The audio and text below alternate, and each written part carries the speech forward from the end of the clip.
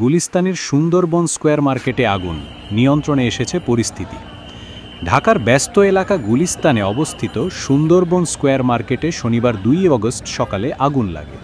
সকাল প্রায় 10টার দিকে মার্কেটের 5ম তলায় হঠাৎ আগুনের সূত্রপাত হয় বলে নিশ্চিত করেছে ফায়ার সার্ভিস। ঘটনার খবর পেয়ে ফায়ার সার্ভিসের একাধিক ইউনিট দ্রুত ঘটনাস্থলে পৌঁছে কাজ শুরু করে।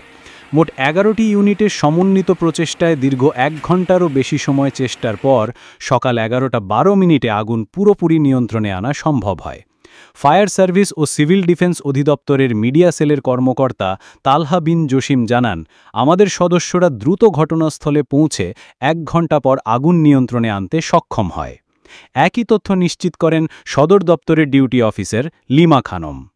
তবে কিভাবে আগুনের সূত্রপাত হয়েছে বা এতে কী পরিমাণ ক্ষতি হয়েছে তা এখনও স্পষ্ট নয়। কোনো প্রাণহানির খবরও পাওয়া যায়নি। আগুনের খবর ছড়িয়ে পড়তেই বিপুল সংখ্যক মানুষ ঘটনাস্থলে ভিড় করে। ব্যবসায়ী ও সাধারণ উৎসুক জনতা মিলিয়ে পরিবেশ হয়ে ওঠে উত্তপ্ত। এখনও এলাকা ঘিরে কাজ চালিয়ে যাচ্ছে ফায়ার সার্ভিস ও আইন শৃঙ্খলা বাহিনীর সদস্যরা।